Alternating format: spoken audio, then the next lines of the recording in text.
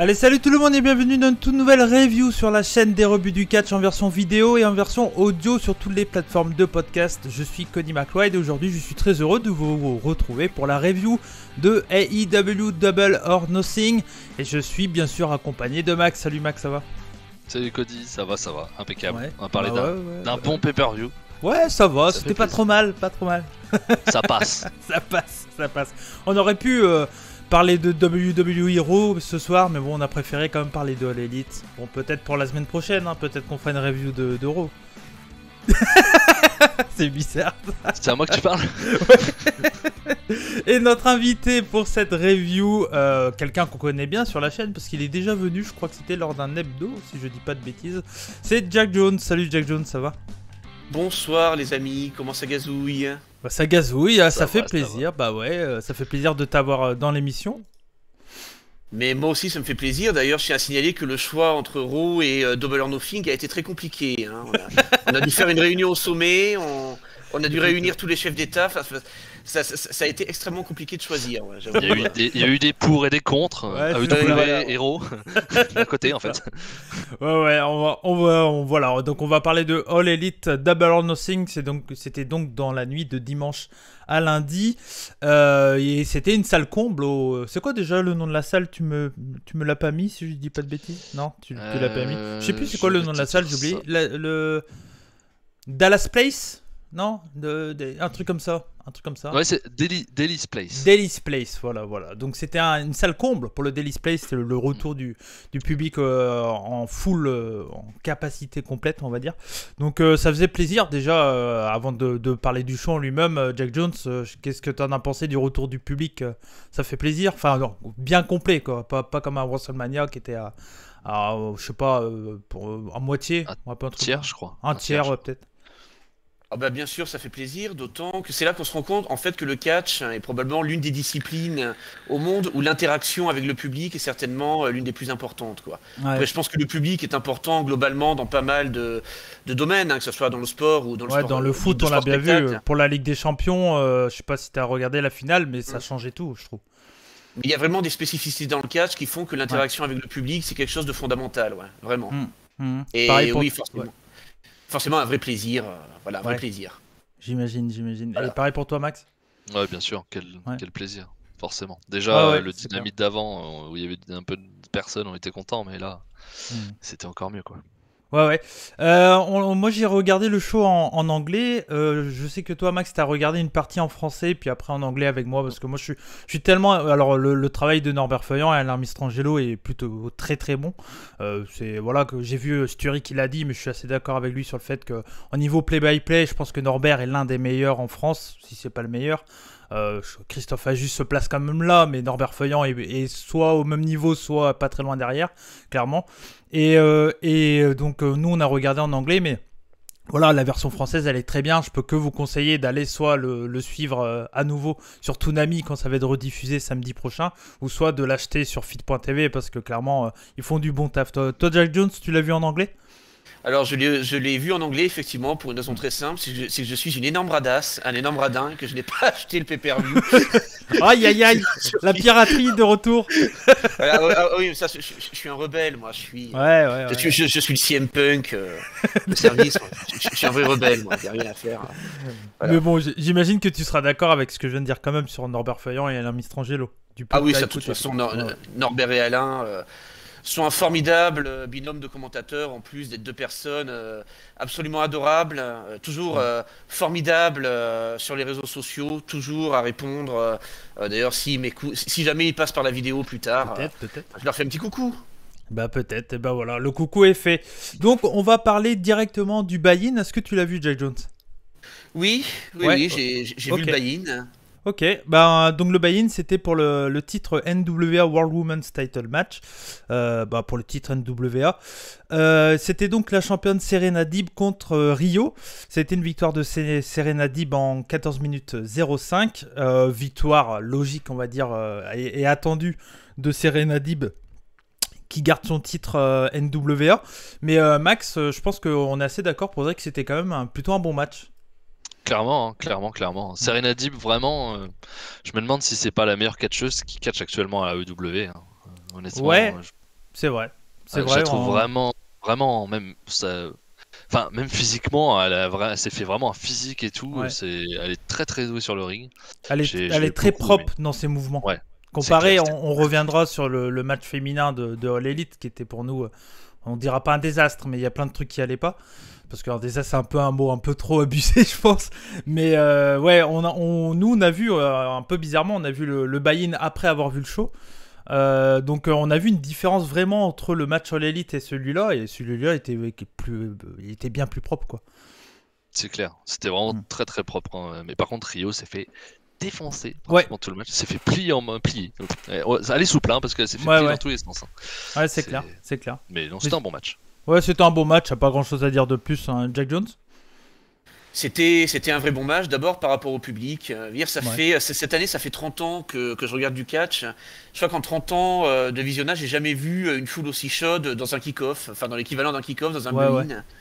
Je pense que même moi, le public était vraiment affamé, hein, comme on dit, ils avaient vraiment faim de catch. Ouais. Je pense que même moi, si j'étais rentré en pyjama et en pantoufles, j'aurais reçu la pop du siècle.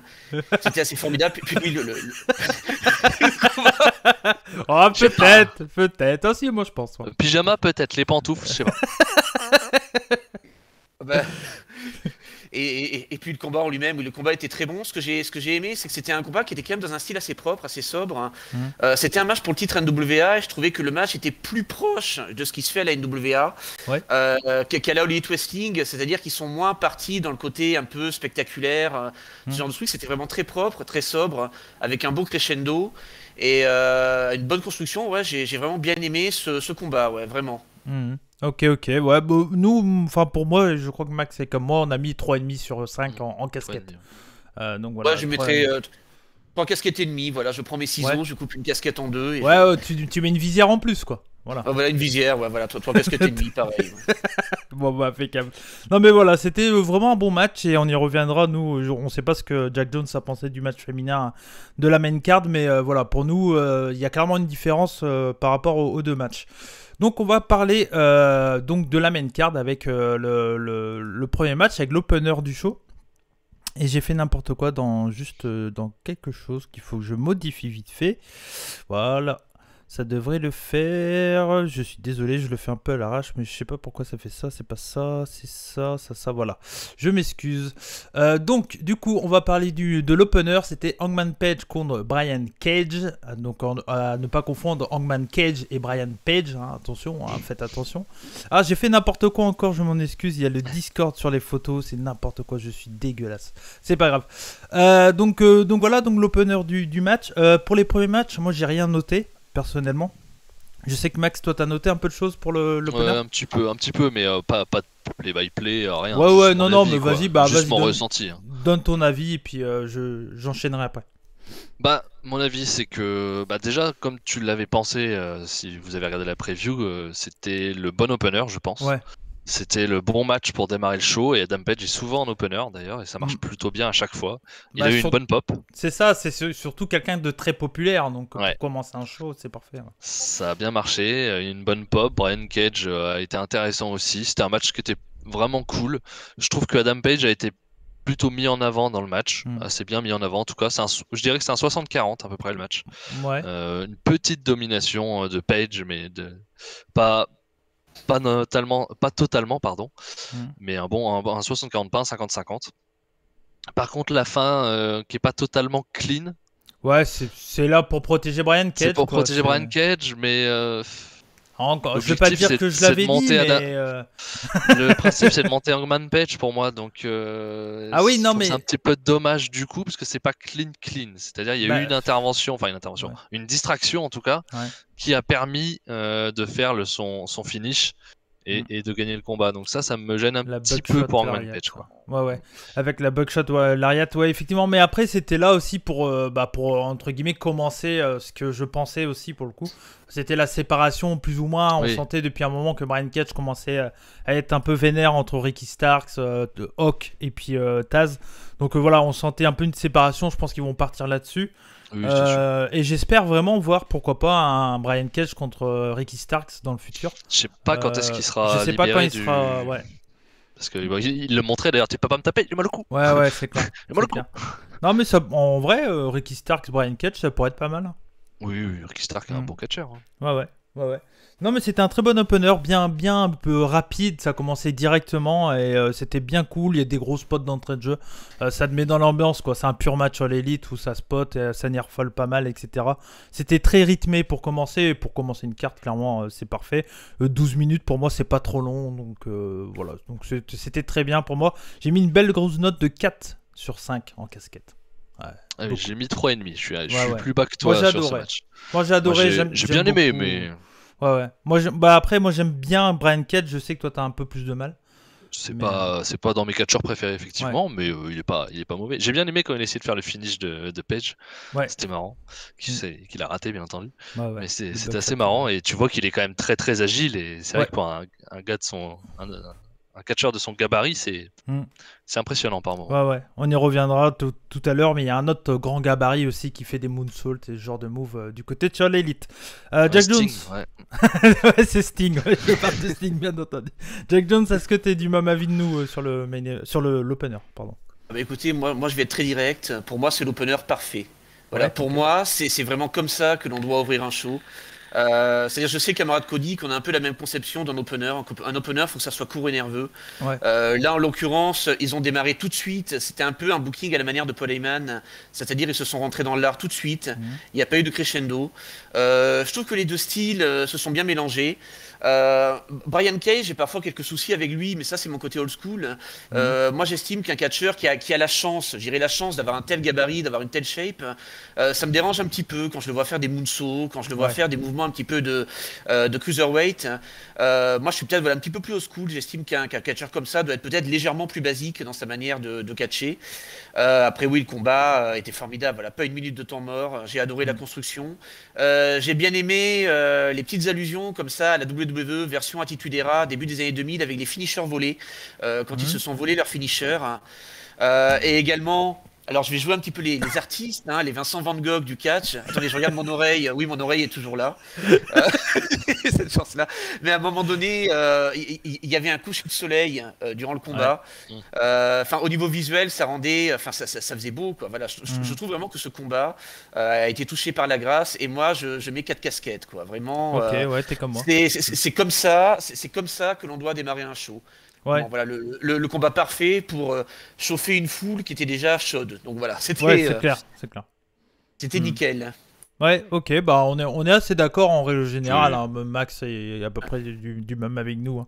Donc voilà, c'était vraiment un bon match pour commencer le show. Et je m'excuse, j'ai un peu du mal à parler, je suis un peu fatigué. Donc voilà, je tiens à le préciser. On arrive donc du coup au match suivant. C'était cette fois-ci pour les titres AEW World Tag Team Title. Donc les Young Bucks qui défendaient contre Eddie Kingston et Jon Moxley. Un peu surprenant de les voir à cette position, Jack Jones. Qu'est-ce que t'en penses? Oui, après, moi je pensais qu'ils allaient ouvrir le show. Après, mettre des combats tag team en début de show, pour moi, ça me paraît logique. Ouais. Je pense que pour chauffer la foule, en plus, quand on connaît le style des Young Bucks, qui est un style très explosif, on dira, même s'ils se sont un petit peu calmés ces derniers temps. Ouais, depuis qu'ils sont là. Je trouve que c'est un bon choix. Voilà. Ok. Toi, pareil pour Max. Moi, j'étais un peu surpris. Moi aussi, je suis plutôt surpris. De base, j'aurais peut-être inversé les deux tags avec le Sting Darby Allin à mettre là, par exemple. Mais peut-être que ça faisait un trop gros bloc final. De 3 matchs pour les titres et... Après, ça a délivré le Sting Darby. Ça a donné plus que ce qu'on pensait, clairement. Oui, clairement. Voilà. Donc oui, j'étais assez étonné du placement. Ok. Qu'est-ce que tu as pensé du match 21 minutes, assez long, mais classique pour les Young Bucks, j'ai envie de le dire. Bah, justement, pour sa place dans la carte, du coup, je l'ai trouvé... Alors, pour sa place dans la carte, je le trouve trop long. Après, je me suis pas ennuyé. Ouais. Donc ça va. Mais c'est vrai que j'ai l'impression que il est pas au bon endroit, du coup, parce que le match est quand même très très intense. Et je me suis pas ennuyé du tout. C'était vraiment un très très bon match. J'avais peur qu'il y ait trop de hits. Il n'y en a pas trop eu. Il y en a eu un petit peu au début, mais ça c'est la base. C'était assez classique dans la construction. Construction assez classique. Hit pour démarrer et pas trop longue parce que aussi annulé par Kazarian, donc ça c'est très bien, très très bien, puisqu'il avait dit qu'il voulait se faire élite au complet pour le fait d'avoir séparé son équipe avec Daniels. Christopher Daniels. Donc ça c'est une très bonne idée, donc comme ça a permis d'enlever tout le monde. Ouais, oui, parce qu'il y a un moment, il y a les Good Brothers qui sont intervenus, c'est ça, et c'est là que la Kazarian est arrivée. Ouais, c'est ça. Et ça a été très bien. Le match est vraiment très très très rythmé. Ça ne s'arrête jamais. Les Bucks, ils font encore les Bucks, comme certains ne les aiment pas, comme moi j'aime beaucoup. Ouais, moi j'adore. J'adore ça. J'aime beaucoup l'histoire autour des chaussures. Bon, ça pour moi c'est accessoire et c'est pas ce que je préfère, ce genre de truc. Mais par contre, ouais, le fait de voler des finishes, le fait de faire des allusions, comme ils ont fait avec le Shield ou avec d'autres trucs. Tout le temps. Moi, j'ai pas vu les commentaires sur Twitter, mais ça a dû crier encore au scandale, j'imagine. Sûrement, il y a des chances. Je sais pas regarder non plus. Mais moi j'aime beaucoup. C'est bien. Ça parle aux gens de faire ça. C'est très très bien. Et en plus, ça aide à se faire détester. Et puis tu fais ça à Dean Ambrose, quoi. Donc automatiquement, voilà. Tu sais, s'ils avaient fait ça, je sais pas, je dis au hasard à Jungle Boy, ça avait aucun sens, tu vois. C'est ça. Il y a une logique. Donc c'est très très bien. Par contre, alors, si je dois sortir point négatif, c'est Eddie Kingston qui pour moi est pas du tout présent, qui se fait à chaque fois foutre un coup à l'extérieur du ring pratiquement à chaque fois et il reste sonné 5 minutes. Et l'arbitre qui laisse trop faire les Bucks. Voilà, on a un arbitre à la mode japonaise, quoi. Ouais, c'est Red Charles, l'arbitre. Ouais. Ça c'est un peu gênant quand même. Ouais. T'es du même avis, Jack Jones? Oui, tout à fait. Enfin, l'arbitre du match, il pourrait bientôt arbitrer en Ligue 1. Hein, pour moi. C'est vrai. Oui, je suis bien entendu. Encore. Oui. Je suis totalement d'accord avec le camarade Max. Après, avant de parler du match, il y a l'entrée, quoi. L'entrée de Jon Moxley. Quelle formidable entrée sur Wild Thing. Quelle formidable référence. Je vais tester votre cinéphilie. Est-ce que vous savez à quel film ça se réfère, cette entrée sur Wild Thing? Moi, je sais juste que c'est la musique de Onita, mais après... Alors, c'est un film sur le baseball. C'est l'entrée de Charlie Sheen dans Les Indians. D'accord. Qui est un film sur le baseball de la fin des années 80, qui a une suite d'ailleurs. Et dans ce film-là, Charlie Sheen rentre sur Wild Thing, avec le public pareil, qui crie son nom. Je pense qu'il doit y avoir une petite référence à ça, à mon avis. Et si c'est le cas, c'est très bien joué. Est-ce que c'est pas plutôt une référence à Onita quand même? Je pense qu'il y a Onita suite au match Barbed Wire qu'il a fait, je pense. Peut-être aussi, comme vous savez, je suis moins branché puro japonais que vous, donc peut-être aussi qu'il y a la référence à Onita. Enfin, en tout cas, peu importe la référence, ça reste une très bonne référence. Et c'est quand même la preuve que la All Elite Wrestling fait les choses en termes de créativité, fait vraiment les choses très bien. Après, pour le combat, je suis totalement d'accord avec le camarade Max. C'est-à-dire, c'était vraiment rythmé, c'était nerveux. Un rebondissement en appelant un autre, c'était formidable. J'ai trouvé que l'overbooking était pas trop envahissant. Je trouvais qu'il était plutôt bien dosé. Également le look et les références aux Rockers, des Young Bucks, j'ai vraiment bien aimé là, avec les perfectos blancs. Enfin, c'était voilà, pour le papy, pour le grand-père du cash que je suis. C'était vraiment formidable. Après, je suis d'accord avec le camarade Max. Peut-être un chouïa trop long, peut-être un peu trop de surenchère sur la fin. Mais bon, après, ce sont les Young Bucks. Hein. On sait voilà, que les Young Bucks, ils sont ce qu'ils sont. Mais donc, globalement, c'est vraiment un combat que j'ai bien aimé. Et moi, pour la deuxième fois du show, je vais mettre 4 casquettes, hein, très clairement. Vraiment. Ouais, je suis assez d'accord avec toi. Je t'avoue, j'ai pas pensé. Quand j'ai maté, moi, pour dire, encore une fois, pour expliquer, j'ai maté cette partie-là du show le matin à 6h du mat, avant d'aller au boulot. Donc, j'avais pas trop la motivation de noter des choses, etc. Donc oui, j'ai pas mis de note sur le moment, mais oui, je pense que ça vaut bien un bon 4, 375, 4, quelque chose comme ça, quoi. J'ai mis 4 aussi, moi. Ouais, ok.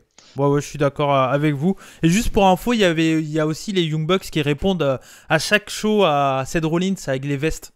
Parce que là, ils avaient une veste avec de la peinture qui coulait. Et à Backlash, Rollins avait une veste avec de la peinture qui coule pareil. Et tu regardes à chaque fois, il y a un show où on voit Rollins avec une veste. Et deux week-ends après, ils ont les mêmes, les Bucks. Et ils se répondent comme ça, en fait. Donc voilà, c'est une petite blague qui se font entre eux. Bon, ils se connaissent bien, hein, de toute façon, les mecs. Voilà, c'est pour faire parler. Ça marche un peu avec certains. Donc voilà. Donc voilà pour ce match-là et on est assez d'accord. Avant de passer à la suite, moi je suis pas d'accord sur l'entrée de je vais dire Dean Ambrose, de Jon Moxley. Ah oui, c'est vrai. Ouais. Moi personnellement, je trouve qu'elle ne va pas avec une entrée par le public. Je sais pas, je trouve qu'elle manque de rythme, la musique. C'est le doute que j'avais quand je l'avais entendu la première fois. Après la première fois, c'était une version plus acoustique encore. Oui, c'était encore plus, oui, c'est vrai. Mais c'est vrai que par rapport à la musique d'avant qu'il avait, qui était beaucoup plus rythmée, beaucoup plus féroce, on va dire, dans le style, je trouvais que ça allait mieux avec une entrée par le public. Voilà, c'est là où moi j'ai une différence avec Jack. Ouais. Bah moi après j'adore cette musique vu que je suis un gros fan de Onita, donc bon de la re-entendre à chaque fois, personnellement ça me dérange pas. Du coup on va enchaîner avec le match d'après. Le match d'après c'était donc la Casino Battle Royale.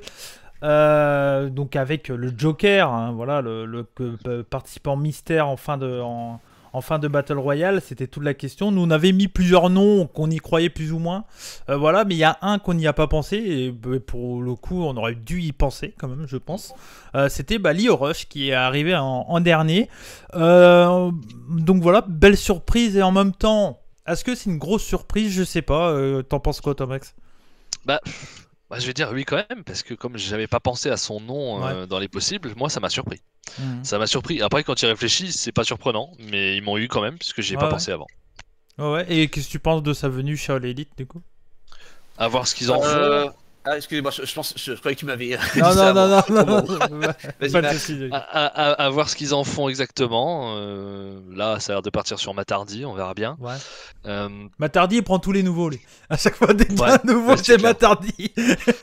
Mais il est bon pour mettre en avant. Il est bon pour oui, bah de toute façon, il est là pour ça, hein, clairement. Mais après, je sais pas trop où ils vont pouvoir le caler. Donc, après NJP Strong, on peut pas dire qu'ils en fassent quelque chose. Bah voilà. Je pense que le mieux c'est qu'ils partent au Japon pour faire le Best of Super Junior en fin d'année. Mais d'ici là, qu'ils s'occupent un peu à EW. Après, je pense pas que c'est un truc bloqué, tu vois, parce qu'il bosse énormément en indé.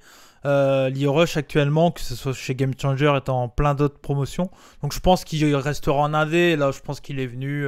Il fera des matchs. Je pense qu'on le verra là dans les prochains Dynamite et tout. Mais je pense pas qu'il sera un mec uniquement chez All Elite. Non, on peut pas dire qu'il a été très mis en avant dans la Battle Royale vu qu'il est le premier éliminé après son entrée. Hein. Ouais, c'est clair. Mais l'objectif, c'était ça, c'était de commencer une histoire avec le brand de Matardi, quoi. Donc voilà. Toi, Jack Jones, l'arrivée de Lio Rush chez All Elite.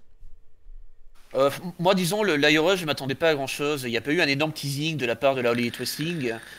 Donc même s'il y avait une place de challenger à la ceinture All Elite Wrestling en jeu, je m'attendais pas à une grosse arrivée. Après l'arrivée de Lio Rush, moi je pense que paradoxalement, il y aura plus de chances pour lui du côté de la NJPW, parce que la NJPW a une division junior, et je pense que ça lui correspondra mieux.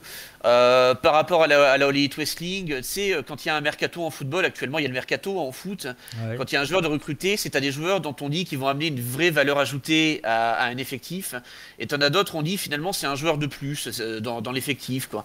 Et je pense que par rapport à la All Elite Wrestling, la Lio Rush, pour moi c'est un joueur de plus dans l'effectif. Ah, je pense pas. Je pense qu'il a un truc à apporter, parce qu'il a un style qui est un peu particulier, qui va très bien avec le style de All Elite dans le côté Spotfest et tout. Je pense qu'il y a des bons matchs à voir. Lio Rush, Ray Phoenix par exemple. Par exemple. Je dis juste même ça. Contre un Jungle Boy. Contre Sami Guevara. Ouais. Mais ils ont sur tous les poids légers, quoi, un peu. Ils ont de quoi faire une division cruiserweight pour le coup. Mais est-ce qu'ils vont en faire une? J'espère pas trop, parce que au final, quand tu réfléchis, du coup le gagnant de cette Battle Royale c'est Jungle Boy, alors un peu à la surprise de pour certains. Nous on n'avait pas parié sur lui, on n'était pas très loin avec Max parce qu'on avait dit Christian, et c'était vraiment les deux gros noms. Je l'avais dit, si tu mets pas Christian tu peux mettre Jungle Boy, j'avais dit, mais mon dernier mot c'était Christian, donc voilà, voilà. Mais oui, j'y avais pensé aussi. Si tu veux faire une belle défense de titre pour Kenny Omega, Jungle Boy pour moi c'est parfait, et puis il a été super bien mis en valeur par Christian. Alors ils ont feinté la blessure un peu pour Christian, qui a roulé et qui a été absent du match pendant un certain temps, histoire de d'être tranquille un peu. Il est pas tout jeune, donc c'est normal, mais pour moi c'est comment utiliser un nom pour mettre quelqu'un de plus jeune en avant, c'est parfait. Enfin, c'est comme ça qu'il faut faire, Jack Jones. Excuse-moi, j'ai pas trop compris ta question. Qu'est-ce que je disais pour mettre un jeune en avant, d'utiliser Christian comme ça pour mettre Jungle Boy en avant, c'est parfait, c'est ce qu'il faut faire avec des gens. Bien sûr, et c'est ça que j'aime bien à la All Elite Wrestling, c'est que tu as l'impression que chacun est à sa place, quoi. Voilà, c'est-à-dire que les top stars ne viennent pas faire de l'ombre aux lutteurs vraiment sur qui la All Elite Wrestling mise pour l'avenir. Et oui, moi je trouve que c'est vraiment un très très bon move de la part de la All Elite Wrestling, de faire en sorte que des gens comme Christian, comme Matardi mettent en valeur des futurs talents. Voilà, moi je trouve que c'est un excellent move, et c'est pour ça que j'aime dans cette fédération, quoi. Ouais, Christian il aura un match de championnat, un de ces quatre, c'est sûr. Je suis pas sûr. Oui, à un moment donné que Christian Kenny Omega, ça se fera à un moment ou à un autre, ça me paraît logique. Pourquoi pas pour le prochain pay-per-view en vrai, pour All Out. Pourquoi pas, oui, ça pourrait être une bonne affiche, une affiche intéressante, même si Christian, concernant Christian, même si bien entendu, si on se place du côté smart, on adore tous Christian hein, au niveau smart, très bon lutteur, certainement une mentalité irréprochable. Après, le seul relatif souci de Christian, si on se place plus d'un point de vue pragmatique et business, pour moi, c'est pas un catcheur bankable. Voilà. Moi, je pense que malheureusement, il n'a pas le star power, qu'il n'a pas le truc, et je suis pas convaincu qu'avec Christian, tu puisses réellement vendre une place ou faire un rating. Christian Kenny Omega, je pense que c'est vendeur, hein, pour moi. L'affiche peut être vendeuse. Après, Christian lui-même, un catcheur qui peut amener des ratings ou qui peut amener du chiffre des ventes, je suis pas très convaincu. Voilà, je trouve qu'il lui manque un truc, très clairement. Okay. Max. En termes d'aura. Moi, par exemple, pour terminer, je vais prendre par exemple quand il avait fait son arrivée à la All Elite Wrestling, il y a une phrase d'un catcheur, je sais un catcheur qu'on aime bien tous les deux, c'est Ric Flair, hein, camarade Cody. Ric Flair, il a cette phrase, il dit amène-toi comme une star et tout le monde te considérera comme tel. Avec Christian, alors ok, il était peut-être un petit peu stressé tout ça, mais quand il a fait son arrivée, on aurait dit qu'il allait à une coloscopie, quoi. C'était. C'est de son âge, hein, aussi. Perso, j'ai pas de feu d'artifice si je vais à une coloscopie. Hein. Je pense pas. C'est parce que tu as jamais été encore. Tu sais oui, c'est vrai. Pour ma part, c'est pour bientôt, je pense. Je suis pas très loin. Tu nous diras alors si t'as des feux d'artifice quand t'es rentré. D'ailleurs, on salue l'un des plus grands proctologues de l'histoire du catch, hein, Umaga, au passage. Voilà. Avec son pouce. Pour ceux qui auraient la référence, c'est son finish, le Samoan Spike. Voilà, faut chercher loin. Voilà. Max, du coup, par rapport à... sinon, voilà. Par rapport à la coloscopie. Il manque un petit truc. Ouais, par rapport à Christian. Alors, moi, je pense que c'est plutôt bankable quand même. Je pense que c'est pour ça que je m'attendais vraiment à Christian contre Omega avec la Battle Royale, mais pour faire un dynamite spécial. Là, on voit que Jungle Boy, il fait même pas un dynamite spécial, il fait un dynamite. Ouais, ça sera un main event dans 2 semaines. Je pense que Omega Christian, c'est bien pour un dynamite spécial. Par contre, pour le main event et All Out, non, je pense pas. Ouais, ok, d'accord. Bon, moi, s'il y a ça sur le papier, ça m'intéresserait, mais bon. Sur le reste de la Battle Royale, c'était une Battle Royale très classique qu'on a l'habitude de voir du côté de All Elite, toujours avec les mêmes règles, mais moi, j'ai vu certains qui ont dit que c'est toujours mal expliqué. Moi, je pense que c'est bon, maintenant tout le monde a compris comment ça marche, hein, une Battle Royale. Moi, je l'ai regardé en français, donc Norbert me l'a réexpliqué. Ouais. Ça aide en vrai, les règles sont pas compliquées. T'as des groupes de 5 catcheurs et qui arrivent en fonction des 5 cartes c'est ça, c'est double or nothing, c'est le casino. Différentes, oui. Voilà. Et puis t'as un joker à la fin. 4 couleurs. C'est très bien fait, ça va avec le principe du show, donc c'est très bien, moi je trouve. Puis j'aime bien, moi, ça, qui rentre de 5 d'un coup, ça me gêne pas, moi. Non, pareil. Mais après, voilà, c'est mieux déjà que la première fois, où la première fois ils rentraient tous en même temps. Là, ils ont chacun leur entrée, quoi. Donc au moins ça, voilà. Mais par rapport à la bataille royale, attends, je m'excuse Camarade Cody, vas-y, continue, si t'avais un truc à dire. Non, j'allais dire, et pour le match en lui-même, du coup. Donc vas-y. Voilà, justement, pour le match en lui-même, c'est vrai que la bataille royale était très basique, hein, il n'y avait rien d'exceptionnel, et j'ai envie de dire tant mieux. Je rejoins ce qu'avait dit le camarade Max dans la preview, c'est-à-dire qu'un bon pay-per-view a besoin de respiration et a besoin de dosage, c'est-à-dire qu'il y a des moments où il faut faire plus calme, où il faut faire plus sobre, et c'est l'un des pires reproches qu'on faisait à la All Elite Wrestling dans ses pay-per-view.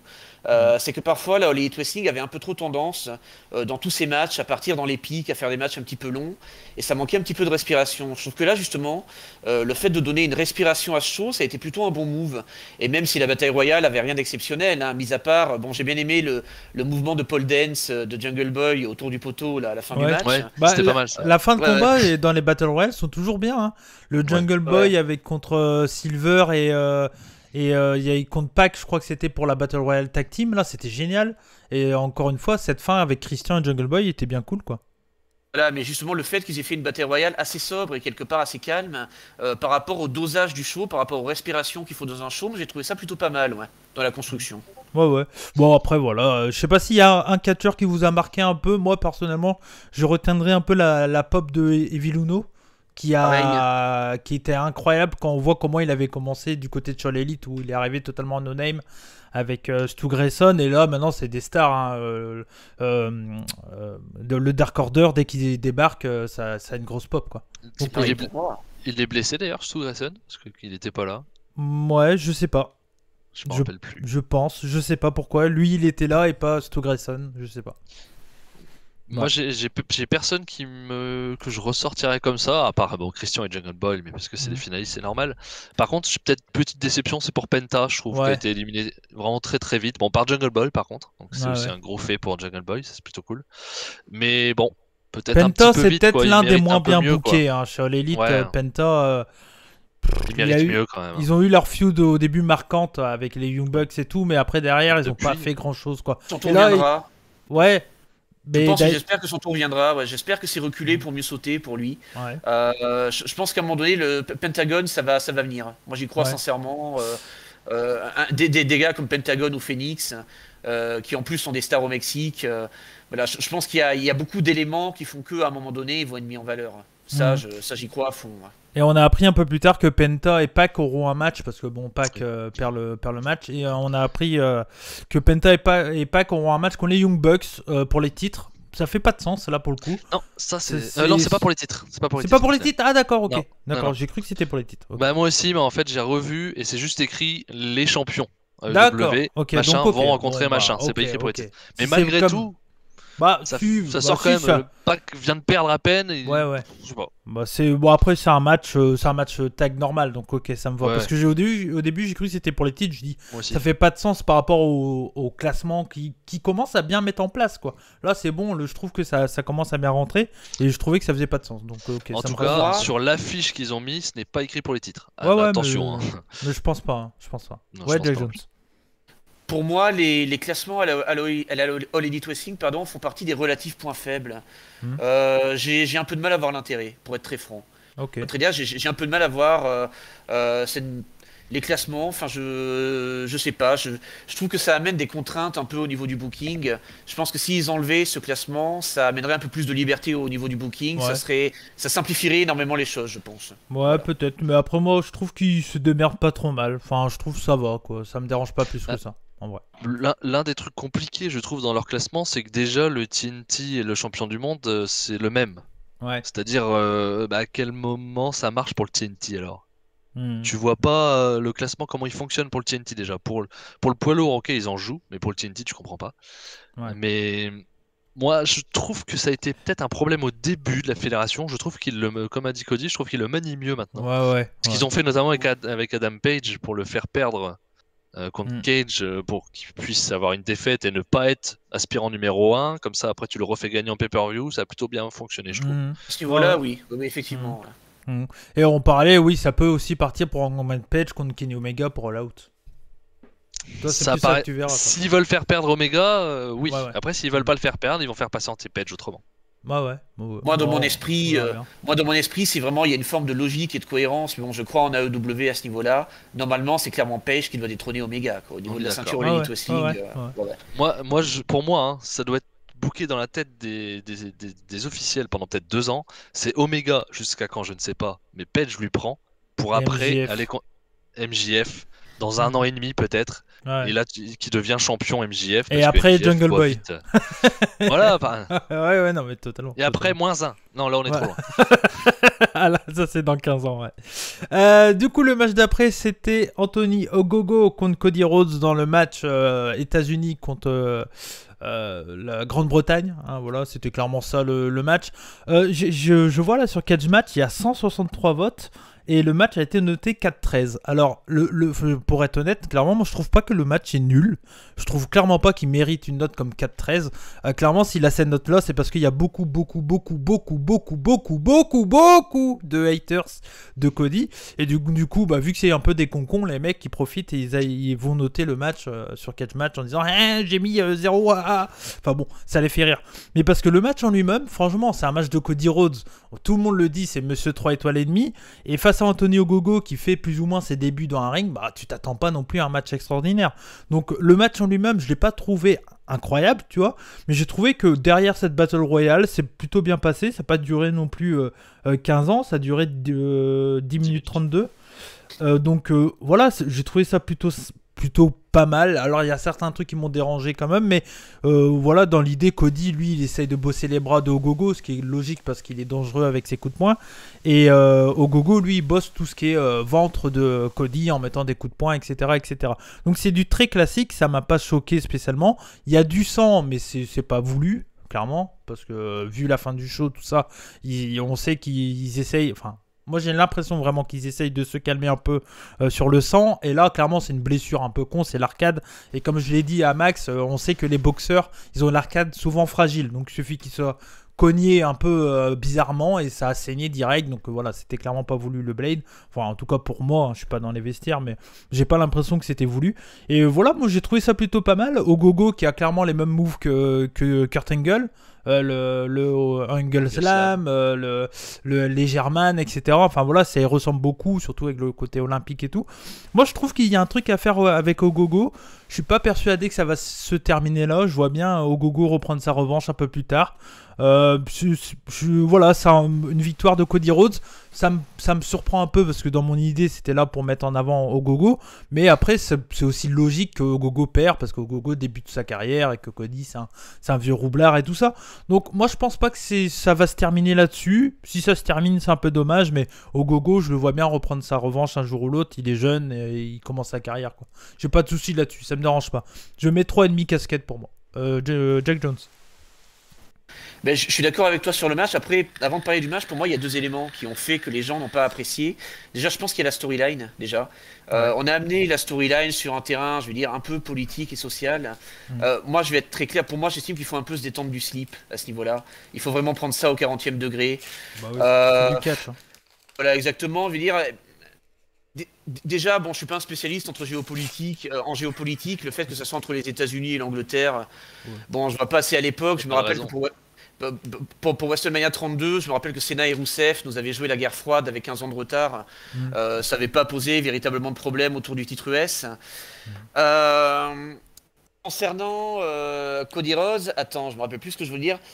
Concernant Cody Rhodes, oui, il y a pas longtemps, c'est sur les Young Bucks, on les avait critiqués quand ils avaient fait le I Love You là, de Shawn Michaels, Ric Flair, quand ils avaient parodié. À un moment donné, ils étaient allés chercher du Elite. Ils étaient vraiment allés chercher le côté heel, vraiment, pour se faire détester. Cody Rhodes, lui, il a fait le contraire, c'est-à-dire à un moment donné, il est allé chercher de la pop. Il a joué sur, comme on dit, c'est dans les vieux pots qu'on fait les meilleures soupes. Il est allé chercher la fibre patriotique. Quoi de plus efficace que d'aller chercher la fibre patriotique des Américains pour aller chercher de la pop? Donc encore une fois, il a joué sur un côté old school. Et moi, j'estime que Cody Rhodes n'est pas spécialement à blâmer à ce niveau-là. Moi, j'estime que c'est pas véritablement problématique. Il y a un autre élément qui a joué. Les gens, en fait, ont critiqué le fait qu'Anthony Ogogo est perdu parce que les gens disent oui, Anthony Ogogo, on le voit comme la future star de la fédération. Pourquoi est-ce qu'on le fait perdre maintenant? Honnêtement, à un moment donné, un peu de patience. Voilà, c'est vrai qu'on vit dans une société en règle générale. Il y a un mot, enfin je crois, soit c'est génération de snackers qu'on dit aujourd'hui, c'est-à-dire des gens qui veulent tout et tout de suite, où il faut que ça aille à 2000 à l'heure. Je crois que, mis à part Brock Lesnar en 2002, qui était arrivé tout de suite, qui avait tout défoncé, qui avait pris la ceinture à The Rock à SummerSlam 2002, un peu de patience, quoi. Mais oui. Voilà, que les choses se fassent de manière progressive. C'est ça. Quand Anthony Ogogo fasse ses classes, fasse ses preuves, là il a perdu contre un mec installé de la All Elite Wrestling, un des dirigeants de la All Elite Wrestling, on peut le dire. Et honnêtement, Anthony Ogogo, moi je suis convaincu qu'il finira dans le main event ou pas loin, parce que moi tu connais mon côté old school. Pour moi, un main eventer, c'est pas spécialement sur le ring qu'on le voit, c'est sur la rampe d'entrée. C'est vraiment le gars, quand il arrive sur la rampe d'entrée, il est là, quoi. On le voit, il y a une présence. Toi tu l'aimes bien, Ogogo? Bah, totalement, il a une présence physique qui est indéniable, il a un charisme qui est indéniable. Bon après, son léger souci, je crois qu'il est mieux, il est borgne, je crois, il me semble, d'un œil. Ça peut être un léger souci, peut-être sur du long terme. Il me semble qu'il est borgne d'un œil, je crois. Peut-être. Je crois qu'il avait eu cette blessure quand il était boxeur, mais un peu de patience, quoi. Voilà, laissons les choses se faire progressivement et ne soyons pas trop pressés, à ce niveau-là. Ouais, c'est ça. Et puis surtout, un truc qu'il faut rappeler aussi, c'est qu'une défaite, ça enterre pas un mec dans le catch. Bien sûr. Une défaite, ça enterre pas du tout un mec. Puis là, ça va, il a perdu contre Cody Rhodes, quoi. C'est ça, il a pas perdu contre un jobber. Ouais. Et puis pour ce qui est du match. Vas-y, Jack Jones. Pour ce qui est du match, comme toi, j'ai bien aimé la sobriété et l'épure du catch de Cody Rhodes. J'aime bien le côté old school dans la manière de catcher de Cody Rhodes. Un peu à la manière de Nick Aldis, par exemple, à la NWA. Un peu, totalement. Je trouve que ça amène une variété au niveau des styles, parce que c'est vrai qu'on est quand même de plus en plus habitué à ce que ça aille à 2000 à l'heure, à ce que ça parte à fond dans le spot, d'un truc comme ça. Ça amène quelque chose de différent, et puis pareil, ça amène une respiration dans le show, quoi. Le côté un peu plus posé de ce match, le côté un peu plus calme de ce match. Je trouve surtout que quand on voit le match d'après, quoi. quand on voit le match d'après. De la construction du show, je trouve que ça a été plutôt bien. C'est-à-dire, on a vraiment démarré à 2000 à l'heure, là, avec les 2 matchs. On y est allé à fond les ballons. La bataille royale et ce match-là, moi, je trouve que dans la construction du show, ça faisait sens. Je trouve que c'était plutôt bien amené. Ouais. Donc, comme toi, c'est un combat que j'ai pas trouvé mauvais, à qui je mettrais 3 casquettes. Ouais, ok. Max? 3 seulement, par contre. Ouais. Oui, bon, ça va, 3, hein, c'est pas non plus... Ouais. Mais... Moi, bon, comme j'avais dit dans la preview, j'en attendais pas spécialement grand chose. Ce que j'avais vu, moi, de Gogo sur le ring me faisait peur. Je l'avais pas trouvé bon du tout, la dynamite, il y a 15 jours. Ou il y a une semaine d'ailleurs, je ne sais plus. Et ben, ça m'a plutôt plu. J'ai été plutôt convaincu par Ogogo sur le ring. Après, je suis pas totalement d'accord avec Jack Jones. Moi, personnellement, les trucs nationalistes, ça m'intéresse pas. Je préférais qu'il n'y en ait pas, personnellement. En plus, l'histoire entre les États-Unis et l'Angleterre, il n'y a aucune raison qu'ils se mettent sur la gueule. Moi, ok, c'est ce que j'ai dit. C'est un truc facile. Ouais, excuse-moi Max, ce que je t'ai dit. Il y a peut-être aussi le fait que là, actuellement, on va dire l'Angleterre, enfin les Britanniques s'en renferment un peu sur eux-mêmes avec le fait qu'ils ont quitté l'Europe et tout ça. Et... Attends juste 2 secondes, Jack Jones. Oui. Je finis mon truc. Et donc du coup, il y a peut-être ça et le côté ouais, nous on est ouvert à tout le monde aux États-Unis. Bah tu sais, il a joué sur le fait qu'il a une femme noire et que son enfant sera métisse et tout ça. Enfin, après c'est du truc très vieux dans le catch. Je suis à peu près du même de ton avis aussi. J'ai pas nécessairement besoin de ça, mais ça me dérange pas s'il y a un moment comme ça quoi. Max et après Jack Jones. Vas-y, Max. Surtout qu'ils en ont fait des caisses en plus avant où ils ont fait le petit moment, les anciens militaires américains, les vétérans, pense à vous, machin, pour que Cody juste derrière il ait sa pop, parce que forcément tu viens de parler des anciens, des vétérans américains, après tu rentres avec, bon il avait pas le drapeau américain mais il avait le costume, une tenue et ça fonctionne. Bon c'est vieux, moi c'est pas ce que j'attends, c'est pas ce que j'ai envie de voir personnellement, mais bon, je mets ça de côté. Tu fais ça en France, un mec qui arrive avec un truc français et tout, il limite c'est on crie au Front National. Hein. Ouais, c'est ça. C'est ça. Le mec c'est un nationaliste. Ouais. C'est clair. N'est-ce pas? N'est-ce pas? C'est clair. C'est clair. Et du coup peut-être l'œil en moins, enfin qu'il a un œil, peut-être qu'il est borne. C'est peut-être une dédicace à Jean-Marie Le Pen pour Ogogo. On sait pas. Non, je sais pas s'ils le connaissent. Je rigole. Ouais. Mais sinon, le match, non, Gogo était plutôt cool. Après, est-ce que Gogo sera vraiment un main eventer de WWE? Honnêtement, j'en suis loin d'être sûr. Encore. Ouais, j'en suis loin d'être sûr. On verra bien. Moi, je sais pas si j'en ai envie non plus, parce que à la différence de Jack Jones, je préfère le in-ring au charisme, on va dire. Même si je trouve pas qu'Ogogo pue le charisme non plus d'ailleurs. Je verrai avec le temps. Que son goût après, ouais. Ouais, clairement. Je verrai avec le temps, mais le match était plutôt sympa, pas trop long. Pareil, étonné, j'aurais sûrement quand même fait gagner Ogogo, moi personnellement, même si effectivement la défaite n'est pas grave et on a le temps. Mais je pense que j'aurais fait gagner Ogogo et j'ai mis 3,5 personnellement. Ok, Jack Jones? Oui, après ce que je voulais dire, c'est que, bon, ça encore une fois, c'est mon côté old school, le fait que j'ai grandi comme ça avec le catch des années 80, c'est que le catch, à la base, n'oublions pas, fonctionne aussi sur des notions de manichéisme. C'est-à-dire qu'à la base, il y a vraiment des gentils très gentils et des méchants très méchants. Et c'est certainement dû au fait que j'ai grandi avec ça, c'est que voilà, j'ai pas grandi avec des zones de gris quelque part. Alors oui, effectivement, si on prend ça très au sérieux, effectivement, c'est très con. Hein. Voilà, les gentils américains, les méchants anglais. C'est ça. Le problème, c'est que l'étranger est méchant. Ça, c'est merde. Mais c'est totalement con, effectivement. Mais bon, ça encore une fois, c'est le fait que j'ai grandi avec ce catch des années 80, qui était un catch, n'oublions pas, extrêmement manichéen. Mais partout dans le monde, à une certaine période, c'était le cas. Au Japon, les heels, c'était les étrangers, c'était les gaijins. Quand j'en ai parlé avec Bertrand Hébert, je vous invite à aller voir, on parle du catch québécois, c'est dans la prochaine qui va sortir cette semaine, où il me dit que le catch québécois, à l'époque, c'était ça. Il y avait le face, c'était le québécois de l'époque et tout ça, le mec populaire, puis le méchant, c'était l'américain qui venait au Québec, ou le canadien anglophone, quoi. Donc, ça a toujours été comme ça, mais c'est vrai que c'est un truc qui est vieux.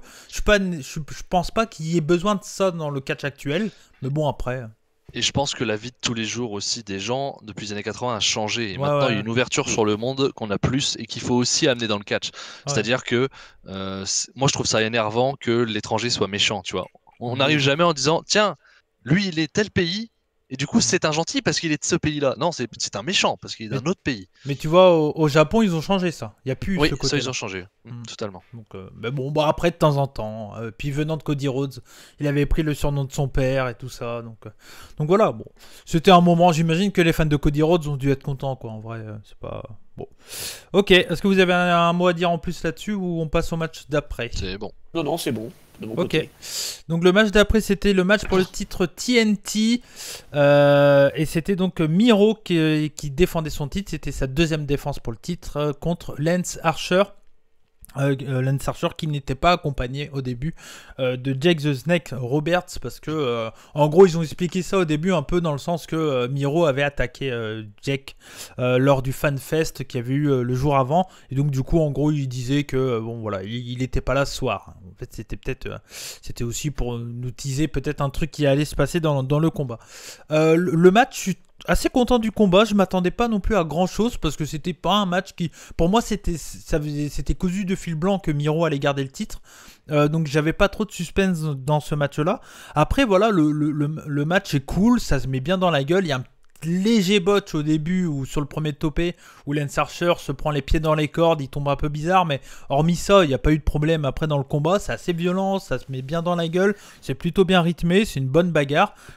Combien de temps il a duré? 10 minutes aussi? Un peu plus je crois. 10 minutes 46, ouais. Ah non. Ouais. 10 minutes 46. Et oui, et donc, bah, du coup, voilà, moi j'ai trouvé le match bon. C'est une belle première défense de Miro qui se met bien en place dans cette mid-card de All Elite. Et voilà, on a retrouvé le Rousseff d'antan. Le mec violent, strong, stiff, enfin bien cool.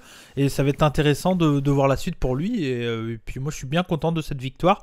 Voilà, le gros point faible de ce match-là, c'est clairement, voilà, il n'y avait pas de suspense. Il n'y avait pas trop de suspense, mais sinon, hormis ça, c'était cool. Puis bon, l'intervention de Jake the Snake Robert, faut arrêter parce qu'il est plus en état de marcher, le pauvre. Puis le truc avec le serpent, tout ça, bon voilà, c'est light facile, quoi. Oui, et puis Miro, si on veut faire croire que c'est un serpent, fais pas ce que t'as fait, quoi. Ouais, c'est clair, il a tourné le sac après. Il a balancé loin. C'était un hommage. Serpent. C'était un hommage à Patrick Sébastien, en fait. On n'a pas tous vu la référence. C'est pas les serviettes, là. C'est vrai. Non, mais voilà, le match était cool. J'ai mis 3,5. Max. Okay. Bah, moi, j'ai pas grand chose à dire sur le match. C'était une bonne brawl. Moi, j'ai mis 3,75. Donc 3,75 aussi. Ouais, pardon. 3,75. J'ai vraiment bien aimé ce match. C'était vraiment ce qu'on attendait. Une brawl où Miro est mis en avant. Comme tu dis, il n'y avait pas de suspense. Il fallait que Miro il batte Lance Archer. C'est ce qui s'est passé. On a eu 10 minutes d'une bonne brawl. Et ben voilà, ça me suffit, ça m'a plu. Avec son game over, et c'est pas Archer qui a abandonné, c'est l'arbitre qui a arrêté. Comme souvent avec les gens qu'on veut protéger un petit peu. Ouais. Mais ok, Jack Jones. Bah aussi pareil, j'ai aimé, pour moi le match a rempli son rôle. C'est-à-dire ce genre de match, moi je n'attends pas de la construction, j'attends de la destruction. C'est-à-dire vraiment on a deux big men, je veux qu'ils se rendent dans la tronche, je veux vraiment que ça soit du tiens, voilà du bourrin. Et vraiment je trouve qu'à ce niveau-là, ils ont vraiment rempli leur mission. Alors après, ça n'atteint pas le niveau vraiment des plus grands matchs du genre. Pour moi, mon must dans ce genre-là, ça reste le Lesnar contre Goldberg de WrestleMania 33, qui pour moi reste vraiment le must absolu du genre, où les deux se rentrent dans la tronche, où on en voit que les big moves, et où vraiment voilà, c'est du court, de l'intense. Lashley, Strowman aussi avait fait un très bon match, je crois, du côté d'Extreme Rules aussi, qui était très bon dans ce genre-là. Mais je trouve que les deux ont parfaitement rempli leur rôle, et globalement, je suis d'accord avec vous. C'était court, c'était intense, c'était brutal. Les deux se sont bien entrés dans la tronche. Pour moi, ce match a rempli son rôle, très clairement. Ouais. Donc, comme Max, je vais mettre 3,75. Ouais, ok. Bon, on est d'accord. Ouais, moi, le seul souci, tu vois, avec le match que tu dis, moi, j'aime pas trop les matchs où il y a que des finishes. Ça me dérange personnellement. J'aime pas trop parce que je trouve que pour faire une bagarre, t'as pas besoin de faire que des finish moves. Mais après, c'est une question de goût. Mais moi, personnellement, j'ai pas aimé non plus. Ouais, je préfère les bagarres où ça se met dans la gueule et puis voilà quoi. Il y a un truc à raconter. Il y a pas que des finish moves. Mais après, ça, c'est une question de style. Et de toute façon, un peu de pain, un peu de claque. Ouais, c'est ça. Mais de toute façon, quand on voit Goldberg actuellement, on sait très bien qu'il y aura que ça. Donc, c'est pas une question, on n'est pas surpris. Donc voilà, on arrive au point faible du show pour moi. Avant de passer à la suite, parce que je me demande bien, c'est Miro. On fait quoi comme grosse feud? Qu'est-ce qu'on peut faire comme opposant correct pour lui, capable de lui poser des problèmes? pour le moment, je pense que Miro, il aura des petits trucs pour faire des défenses. Je pense qu'ils seront, on va dire, sans suspense. Ouais. Cody Rhodes, la guerre froide, États-Unis-Russie. Ah, Bulgarie. Je pense pas qu'ils vont faire ça, mais j'ai du mal à savoir. Ça se pourrait, Cody. Ça se pourrait, Cody. Oui, ça se pourrait. J'espère qu'ils vont pas juste faire la guerre froide, mais oui, ça se pourrait. Ouais, ça se pourrait, Cody. Je t'avoue, pour le moment, je sais pas trop. Un gros face capable de lui faire face, là, j'ai du mal à voir. Parce que moi, Hangman Page, je le vois aller pour le titre Lely, donc je vois pas pour le TNT. Non. Je sais pas. Compliqué, pour le moment, c'est pas évident. Ils ont pas encore construit un face. Si, mais ils sont tous occupés. Jungle Boy, quoi. Après Jungle Boy, après son match contre Omega. Ou alors Swagger, il est face là. Ouais, mais bon, pour le moment, il y a encore cette histoire-là. Peut-être Swagger, mais ça fait un peu VVE bis, quoi. C'est dommage. Tant qu'à faire, j'ai envie de voir Miro contre des mecs qu'on n'a jamais vus, quoi. Enfin, je sais pas s'il y a un roster. Ouais. Ils ont un roster qui est suffisamment rempli, qui est suffisamment dense, quand même. Ouais, mais j'arrive pas à voir vraiment, justement. Même pour le moment, non. Mais de toute façon, Miro, je pense qu'il va garder le titre longtemps. Je le vois pas perdre. Je pense. Mais j'aimerais bien qu'il ait une belle feud avec un gars, quand même, même quitte à ce que Miro gagne, mais en tout cas qu'on se dise, bah lui, il peut le battre. Et je sais pas qui peuvent mettre en face. Pac. Anthony Ogogo, un Miro contre Amborgne. Ah, mais ça ah, peut-être Pac. En vrai, Pac. C'est le redescendre quand même, le Métatine. Bah ouais, mais bon, il sera pas champion pour le moment parce que c'est blindé, donc. Alors tu mets Penta. Ouais, mais Penta, pour le moment, il est pas booké pour non plus. Non. Donc bon, de toute façon, on verra dans le futur, hein, mais ouais. Ayons confiance. Ouais, je suis pas très inquiet en vrai, parce que ils arrivent tellement à bien construire les mecs que j'ai aucun problème là-dessus. Je sais très bien qu'ils vont réussir à nous sortir quelqu'un. Hein. Ça, j'ai aucun doute là-dessus. Donc on arrive au point faible du show pour moi. C'était donc le match féminin All Elite Women's World Championship. Hikaru Shida qui défendait son titre contre Dr. Britt Baker DMD, qui était accompagné de Rebel. C'est pas Reba, pardon. C'est Rebel. Je sais pas. Bref.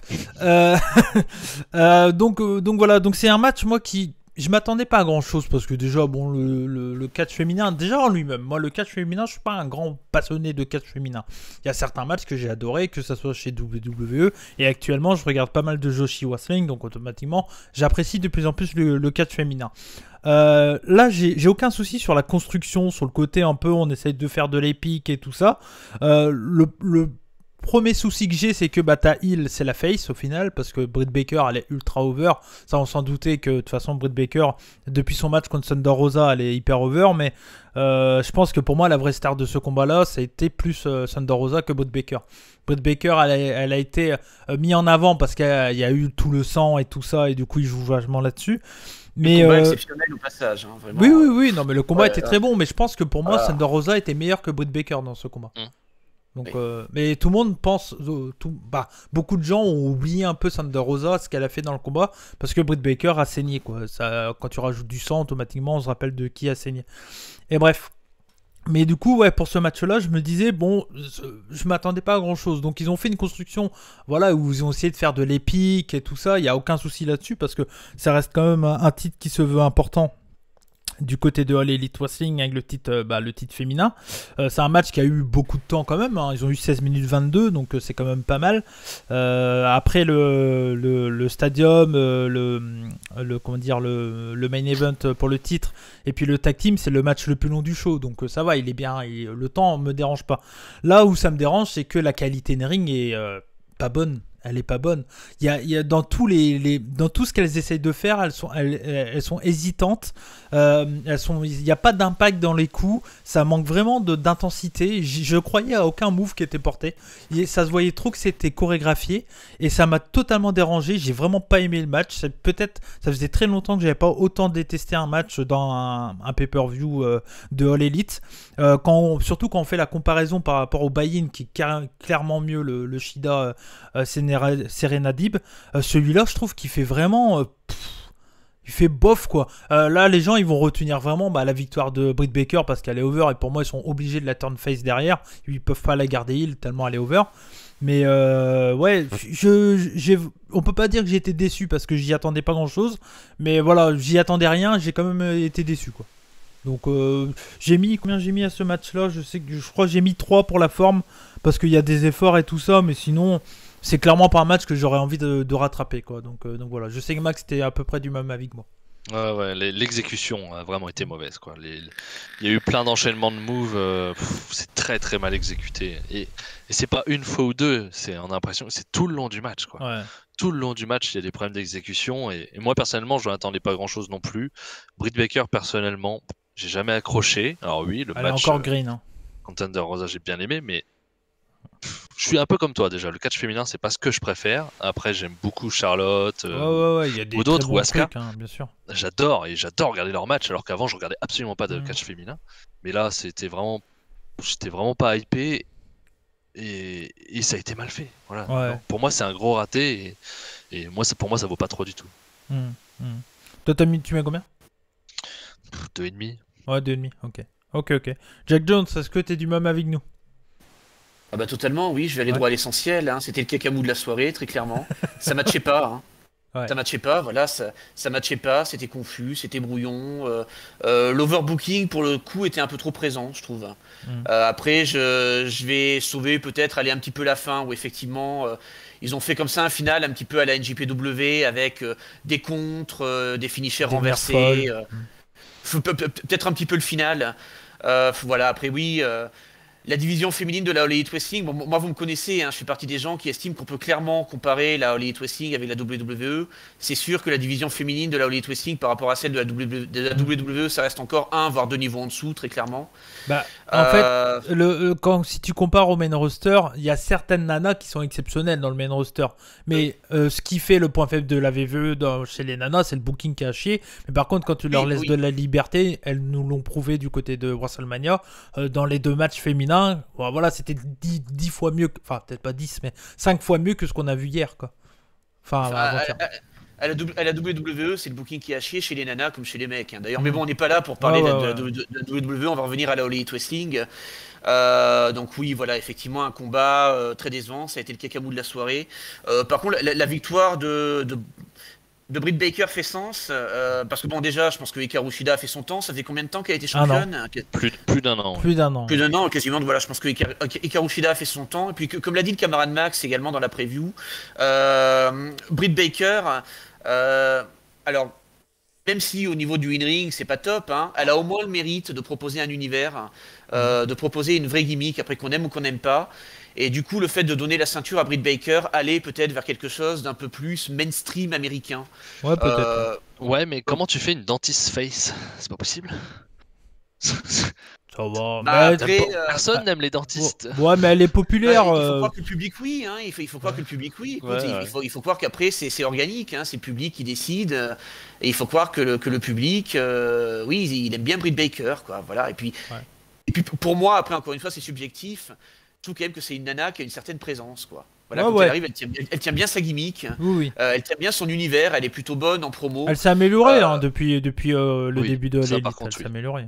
Très clairement, donc oui, effectivement, peut-être on est plus dans un univers, là, pour le coup, mainstream US, dans le fait de lui donner la ceinture, à ce niveau-là, ça fait sens. Après, oui, au niveau du in-ring, c'est clair qu'il va falloir qu'elle s'améliore petit à petit, mais bon, voilà, sinon, le match en lui-même, oui, effectivement, je pense que je vais même pas mettre la moyenne, moi, je vais mettre une casquette 75, quoi, vraiment, c'était pas bon, sincèrement, voilà. Je suis pas, voilà, moi, je vois, il y a eu quand même de l'envie de faire un truc bien fait, mais ça n'a pas été. En fait, le booking en lui-même me dérange pas, mais ouais, c'est vraiment c'est le in-ring. C'est le in-ring, quoi, qui a pas suivi, quoi. Ouais. Ok. C'est vrai qu'elle s'est améliorée, Britt Baker, mais elle part de loin. Ouais. Les premiers combats, c'était pas ouf, hein. On est d'accord. Mais bon, on verra bien pour la suite, mais voilà, pour moi, c'est le point faible du show, clairement. On enchaîne du coup avec un match par équipe. C'était donc Sting et Darby Allin contre Scorpio Sky et Ethan Page. Voilà, storyline qui fait du sens, hein, par rapport à la backstory qu'il y a entre Ethan Page et puis Darby Allin. Et puis voilà, l'apport de Sting, en plus ça donne du star power, tout ça, donc c'est très très bien là-dessus. On avait beaucoup de questions sur le fait que comment allait être le match, si ça allait être un match cinématique, etc. Moi je le voyais vraiment comme un vrai match, mais je m'attendais pas autant pas à autant de qualité in-ring encore de Sting. je m'attendais à un Sting vraiment qui fasse le peu qu'il puisse faire, quoi. Donc voilà, un comeback et puis c'est tout. Et d'entrée de jeu, ils ont montré que Sting, voilà, il a fermé des bouches d'entrée de jeu parce que assez rapidement dans le combat, il se prend une souplex sur la rampe d'entrée de Scorpio Sky et derrière il nocelle, il fait un crossbody de l'estrade sur les mecs un peu plus bas. Enfin, c'est pas ouf, tu vois, mais pour un mec de 62 ans, bah c'est quand même pas mal. Et puis tout le monde l'avait déjà un peu enterré, tout ça. C'était son premier match depuis septembre 2015 contre Seth Rollins à Sting. Donc ça faisait 6 ans qu'il avait pas catché. Donc voilà. Et franchement, il a fait le taf. Il a été hyper généreux. Il a mis over tout le monde. Darby Allin, oui, c'est pas lui qui prend qui fait le tombé final, mais en même temps, c'est Sting, c'est Nicole. Donc ça me choque pas spécialement que c'est celui qui fasse gagner le match. Puis Darby Allin a quand même, il a brillé dans ce match, quoi. Tout ce qu'il fait Darby Allin, ça marche très très bien. Moi j'aime beaucoup ce qui se passe entre ces deux équipes là. Je pense que ça va continuer parce que voilà, c'est Sting qui a fait le tombé sur Scorpio Sky, donc Darby Allin et Ethan Page n'ont pas du tout été liés à la fin du match, donc ça va continuer là-dessus. Et ouais, non, moi j'ai vraiment été surpris par la qualité de Sting et j'ai vraiment bien aimé ce match. C'était vraiment un bon match. Je mets 3,75, donc un vrai bon match et une super perf de Sting qui a surpris beaucoup de monde, j'imagine. Et à un moment, j'ai oublié aussi, je viens de le voir, il y a Ethan Page qui a balancé Darby Allin du ring vers le public comme ça. Et en fait, Ethan Page a balancé Darby Allin sur ses frères. Alors, c'était la famille Allin qui était là.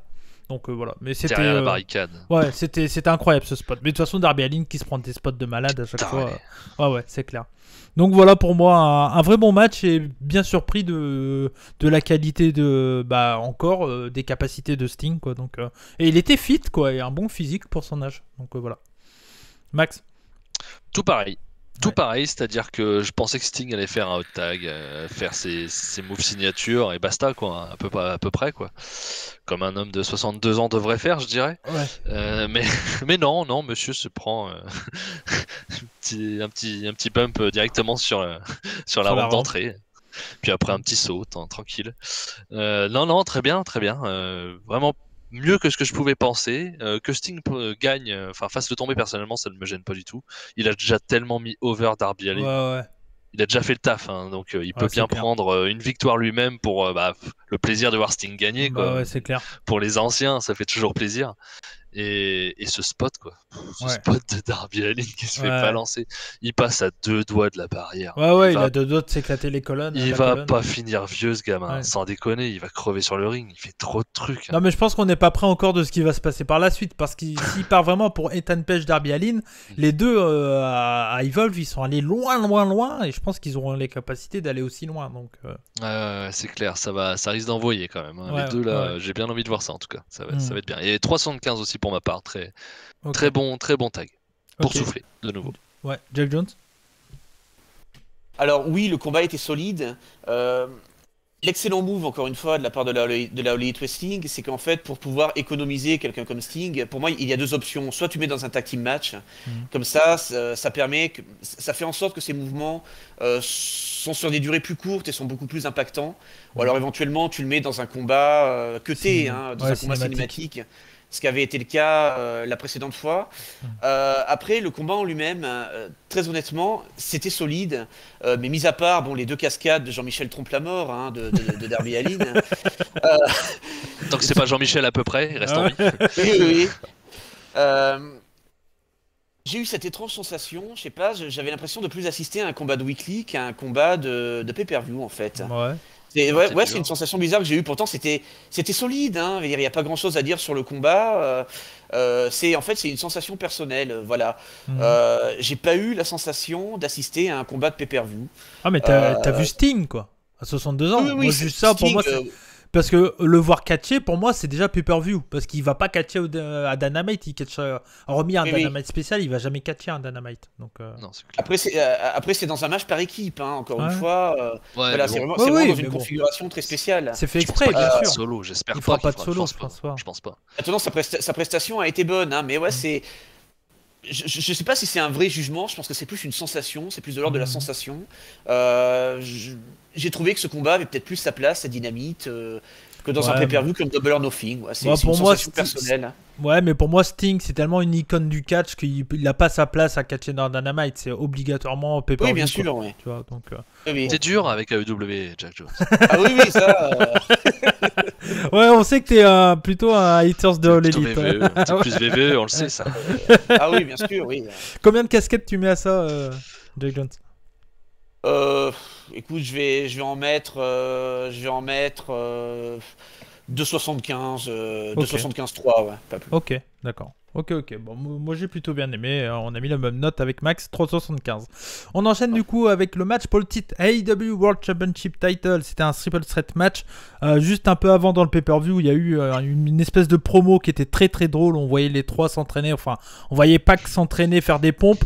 On voyait Kenny Omega en train de lancer des ballons de basket. Et au milieu, t'avais les best friends donc, qui étaient là autour d'Orange Cassidy et Cassidy qui faisait rien à côté. Qui était comme ça là, même pas le pouce, il bougeait pas. Et t'as les autres qui s'excitaient, t'avais Crystal Under qui mangeait une glace et tout. Enfin, c'était très drôle. Et j'aime beaucoup ce qu'ils font avec Orange Cassidy. Enfin, déjà j'aimais beaucoup de base Orange Cassidy, mais je l'aime encore plus depuis qu'il est chez All Elite. Je trouve qu'il le book parfaitement bien. Je trouve entre le côté comédie et le moment où il s'énerve et il catch super bien, donc c'était vraiment cool. Le match est vraiment très très bien équilibré, c'est vraiment un très très bon match pour moi. Je m'attendais à un bon match et je suis clairement pas déçu. Il y a eu des moments, des spots comédie, il y a eu du très très bon catch. Pac est limite parfait dans le in-ring, il en loupe pas une quoi. Et Kenny Omega, limite Kenny Omega est moins bon in-ring que Pac dans ce match-là. Dans l'exécution. Voilà, c'est ça. Quand on compare avec les filles où on disait il y a un problème d'exécution, Pac lui, il rate rien. Rien. Il est au poil de cul à chaque fois, c'est tiré, c'est. Mais bon, après Kenny Omega, il a super bien joué son rôle. Tout le monde était parfait dans ce combat-là. J'ai pas grand-chose à rajouter de plus. Je pense que c'est un match à voir et qui a clairement sa place en tant que match pour le titre, parce que pour le moment, je crois pas qu'il y a un match pour le titre l'élite qui m'a déçu. Je crois pas, peut-être à vérifier, mais j'ai jamais été déçu par un match pour le titre l'élite et pour celui-là fait le taf largement. Je mets une bien belle note et pour moi c'est sûrement le meilleur match du show. Je mets 4,25 sur 5. Voilà. Bah, je suis comme toi, j'ai pas grand chose à en dire non plus, à part que Pac a été extraordinaire. Orange Cassidy m'a fait mourir de rire. Je suis pas spécialement comédie, hein, mais Orange Cassidy ça marche sur moi. J'ai eu du mal à mettre dedans au départ. Moi je le connaissais très très peu, hein. J'avais dû le voir à Evolve, je pense, dans mes souvenirs. Et donc je l'ai vu après à All Elite. Au départ j'ai eu un petit peu de mal, c'était peut-être un peu trop accentué, il y avait peut-être un peu moins d'accélération de sa part d'ailleurs au tout départ. D'ailleurs il catchait même pas au tout départ. Mais depuis qu'il se met à catcher, etc., ça va beaucoup mieux. Et ces parties comédie me vont très bien, me font mourir de rire maintenant. Et Omega en heal, il n'y a pas eu trop d'intervention, ça c'est bien aussi, de pas devoir beaucoup. Il y a juste à la fin où il y a Don Callis avec les titres et tout ça. Mais peut-être pas spécialement fan d'ailleurs de la fin, moi personnellement, de faire gagner comme ça. Avec un crucifix spin, un peu surpris, tout ça, Je préfère les trucs plus clean personnellement, mais non, très très bien. Après, bon. Pas trop de suspense dans le match quand même, malgré tout. Même si pendant le match, il y a eu des trucs où tu fais peut-être que... Fois, mais bon, au fond de moi, j'y croyais pas. Ouais, bien sûr. Mais ils ont réussi à nous faire croire que ça se pouvait, quoi. Donc, voilà, c'est ça, notamment avec Orange Cassidy. Même avec Pac, hein. Des fois, quand il porte le brutalizer, tu dis à la fin, j'aime bien, il y a le spot qui est super bon de Kenny Omega, où il y a le brutalizer de Pac sur Cassidy, et Omega met des coups à Pac pour qu'il lâche, et Pac ne veut pas lâcher le brutalizer. Du coup, Omega, connard comme il est, qu'est-ce qu'il fait? Il frappe l'arbitre. Il dit il veut pas lâcher, donc je vais fracasser l'arbitre. J'ai plus d'autre solution, c'est l'arbitre que je tape. C'est ça. Donc c'était cool, c'était bien. Ouais, non, c'était bien booké et tout. Moi j'ai mis 4,25 aussi. Vraiment très très bien et il faut le voir. 27 minutes je crois, si je dis pas de bêtises. Donc, pas vu passer le temps. Ouais, clairement. Jack Jones? Bien sûr, c'était un super combat. Le gros avantage de ce genre de stipulation, c'est que ça permet de gommer les temps morts. Donc du coup vraiment ça partait tous azimuts dans tous les sens avec vraiment une construction, vraiment une super construction. J'ai quand même un petit peu joué les Jean-Michel Casse-Bonbon en n'étant pas d'accord avec vous deux sur 2 points. Là où je suis pas d'accord avec toi, camarade Cody, c'est sur la notion d'équilibre. C'est-à-dire que moi, en fait, pendant les 3 quarts du match, j'avais un peu l'impression que c'était Kenny Omega contre Kenny Omega contre Kenny Omega, quoi. Je trouvais qu'il y avait assez peu d'interaction entre Pac et Orange Cassidy. Ça s'est plus équilibré, je dirais, vraiment dans le final. Dans le final du combat, je trouve que ça c'est un petit peu plus équilibré, mais on sentait vraiment que durant la majeure partie du combat, l'accent était très clairement mis sur Kenny Omega. Après, ça va avec le personnage, quoi. Kenny Omega, c'est le gros il heel. est détestable, c'est le champion en titre, c'est pas étonnant. Il y a une forme de logique, mais oui, voilà. Durant les 3 quarts du combat, je trouvais que c'était un petit peu déséquilibré. Et là où je suis pas d'accord avec le camarade Max, c'est sur la notion de suspense, parce que moi j'y ai cru. Moi, j'ai vraiment cru que Kenny Omega il allait perdre son titre à certains moments. Et justement, c'est ça la force de ce match, c'est d'avoir réussi à me faire croire que l'impensable allait se produire. C'est-à-dire que Kenny Omega, quand tu vois tous les projets qu'il y a autour de lui, Kenny Omega qui est champion d'Impact, AAA, qui pourrait éventuellement aller chercher des titres à la NJPW, à la NWA, à la RIX, à la Bodizeuil, la Ligue 1, enfin voilà, avec tous les projets. Quand il veut, via la RIX, hein. Moi je suis ok. Voilà, après, avec tous les projets qu'il y a autour de Kenny Omega, il y a vraiment des moments où je me suis dit, ils vont le faire perdre, quoi. Ils vont lui faire perdre la ceinture au Elite Wrestling. Et ça a été l'une des grandes forces de ce match. Et sinon, mis à part ces 2 petits points, sinon pour le reste, ça a été nickel. Et comme toi, camarade Cody, je vais mettre 4 casquettes 25, très clairement. Mais au final, on est du même avis, parce que nous, on n'avait pas de suspense, parce qu'on s'en doutait clairement que ça allait être Omega qui allait gagner et garder le titre. Mais ils ont quand même réussi à nous faire croire à certains moments que Pac ou Cassidy allaient gagner. Donc au final, ça a marché quand même, tu vois. Et avant le match, c'était comme nous, tu n'y croyais pas. Tu savais que Omega allait garder le titre. Ouais, après, pendant le match, parce qu'on est des fans de catch, on a marqué. Bien sûr. On a marqué pendant les spots. Mais au fond de moi, je savais qu'il gagnerait pas. Mais je me laisse porter dans le match et je marque. Voilà. Ouais. Donc finalement, on est d'accord. On est d'accord. ouais, on est totalement d'accord. Juste, j'ai oublié de le dire, ils ont annoncé la date de All Out, c'est le dimanche 5 septembre. Encore un dimanche, voilà. VVE fait leur show maintenant le samedi avec SummerSlam, donc non, ça sera exceptionnel pour SummerSlam, mais voilà. Et donc All Out le dimanche 5 septembre, et ils ont également annoncé Full Gear un peu plus tard dans le show, donc juste après ce match-là, où ils ont annoncé que ça sera cette fois-ci le samedi 6 novembre, voilà, donc en fait ça dépend des salles, hein, tout simplement. Donc le samedi 6 novembre à Saint-Louis, il y aura Full Gear, et donc c'est cool, ça fait plaisir d'avoir un show un samedi. Et ils ont également annoncé que il y aurait un nouveau broadcaster pour Rampage, le show qui sera sur TNT le vendredi à partir du 14 août, c'est ça? Je crois que c'est ça. C'est mi-août, oui. Je sais plus exactement, mais bon, bref. Donc, du coup, ils ont annoncé un nouveau membre de All Elite, et c'est tout simplement Marc-Henri qui rejoint All Elite Wrestling. Encore un ancien de VVE pour commenter. Bon, voilà, Big Show, on sait qu'ils ont les capacités de le faire catcher, surtout contre Shaq. Je pense qu'ils sont obligés de le faire. Je suis pas persuadé que le match va être de qualité, mais bon, je pense qu'ils sont obligés de le faire quand même. Mais par contre, oui, bon, Marc-Henri il sera là en tant que producteur derrière, et puis voilà. Mais c'est cool. Coach, il paraît aussi. Coach aussi, ok. Mais c'est un bon apport, hein, Marc-Henri. Marc-Henri, c'est un catcheur qui a quand même une très bonne carrière, qui a une carrière de, voilà, il a fait les JO, etc. aussi. Donc non, c'est je pense un très très bon apport pour l'élite. Et de toute façon, chez WWE, il servait à rien à part être en fauteuil roulant pour les Raw spéciales, quoi. Donc non, c'est très bien pour lui. Je sais pas si t'as un mot à dire sur Marc-Henri Jack Jones. Non, c'est un bon apport. Voilà, c'est quelqu'un de respecté, d'apprécié en coulisses, quelqu'un de très professionnel. Et puis encore une fois, voilà, les gars, ils restent à leur place, quoi. C'est-à-dire que Marc-Henri, il va pas venir prendre la ceinture à Kenny Omega. Voilà, dans un match de 2 minutes en Arabie Saoudite. Pourquoi tu dis ça? Je sais pas. Voilà, non, chacun reste à sa place. Et nul doute qu'en backstage, oui, ça va être un bon apport, Marc-Henri. Voilà, c'est plutôt une bonne nouvelle. Voilà. Effectivement, et donc du coup le show Rampage 1 heure en plus à la télé.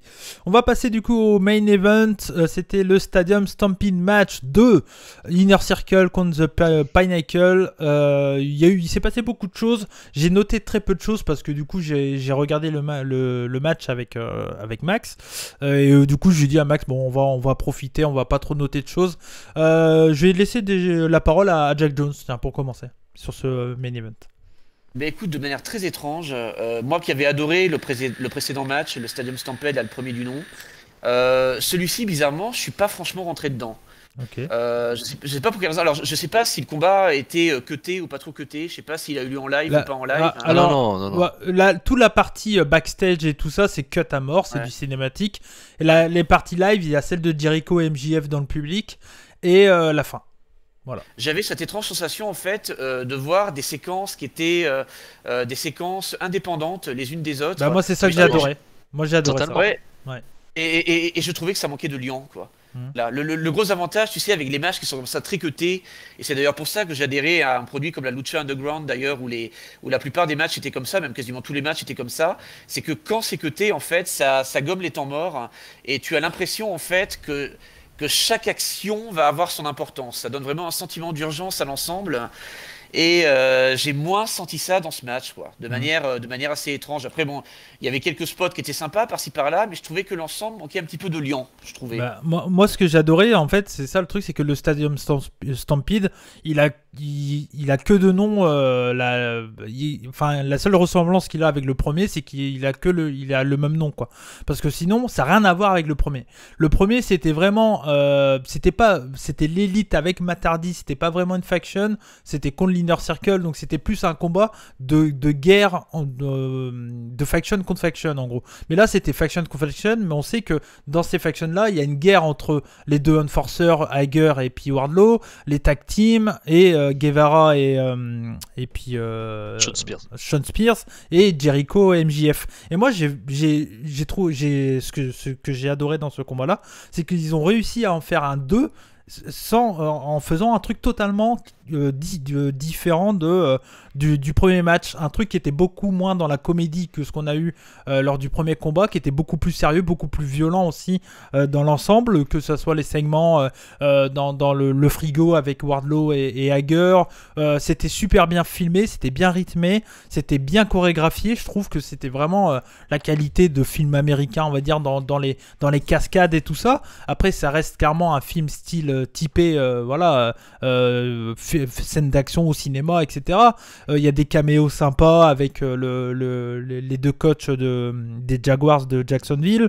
Il y a également le Conan qui fait le DJ dans le bar et tout ça. Enfin voilà, moi j'ai tout aussi adoré que le premier, et en même temps ça n'a rien à voir avec le premier. Donc j'ai trouvé qu'ils ont totalement réussi à faire ce que j'avais peur, c'est faire le même match mais le faire aussi totalement différent que le premier. Donc moi c'est pour ça que j'ai adoré. Ouais. Après, ça reste un match solide. Voilà, moi par exemple, je mettrais 3 casquettes à ce match. Hein. Après, moi, je peux pas noter. Voilà. Ce match-là, c'est un notable. Ouais. Il y a forcément cette comparaison qui se fait par rapport au premier. J'avais adoré le premier, je suis moins rentré dans celui-là. Ouais. Voilà, encore une fois, pour moi, il est différent. Pour moi, il est différent. Là, c'était vraiment fixé sur les les rivalités entre les mecs des factions. Et ce que j'ai aimé aussi, c'est qu'ils donnent beaucoup de temps à Sean Spears et à Sammy Guevara. Et c'était bien parce que c'est peut-être les deux qu'on voit le moins, on va dire, surtout Sean Spears du côté de Pinnacle. Et j'ai trouvé ça personnellement très très bien.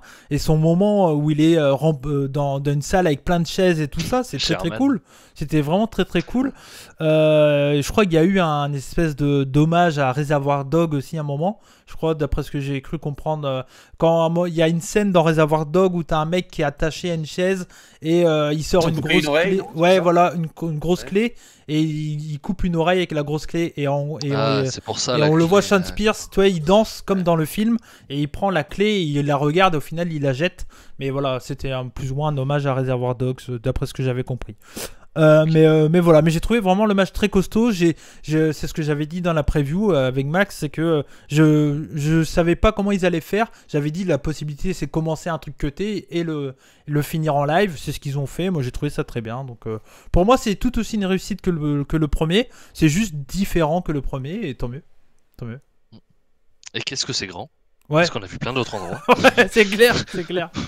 Mais non, moi je suis totalement d'accord avec Cody, c'est-à-dire que moi j'ai adoré, personnellement, j'ai adoré, j'ai rigolé, c'était intense, c'était bien filmé, bien produit, les gars ils se sont mis sur la tronche, Jericho m'a fait marrer avec le mégaphone. Ouais. Jericho et MJF de toute façon. Ça marche bien, l'entrée de Inner Circle au début.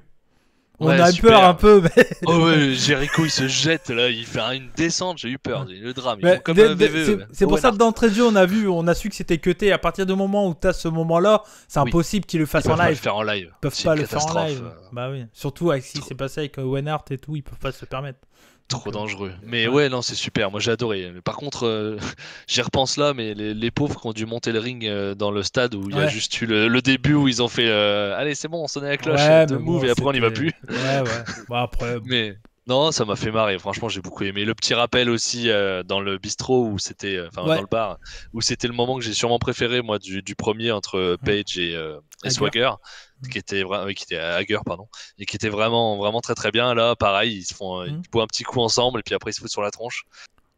Ouais. J'ai aimé. Toutes les séquences, effectivement, sont mises une à une, personnellement, pour montrer des rivalités à chaque fois, et c'est très très bien. Et aussi le finish, effectivement, déjà qui revient dans le public, ça c'est très très bien, et qui est donné, comme tu dis, aux deux qui ont le moins d'overness, aux deux qui sont le moins haut dans la carte en tout cas, pour les faire finir eux, ce qui prouve bien que ça va continuer. Il fallait faire gagner l'Inner Circle pour que ça continue et avoir, pour finir vraiment MJF, Chris Jericho peut-être à All Out par exemple, ou dans un show spécial où tout le monde se rencontre, un dynamite spécial vraiment entre les deux factions.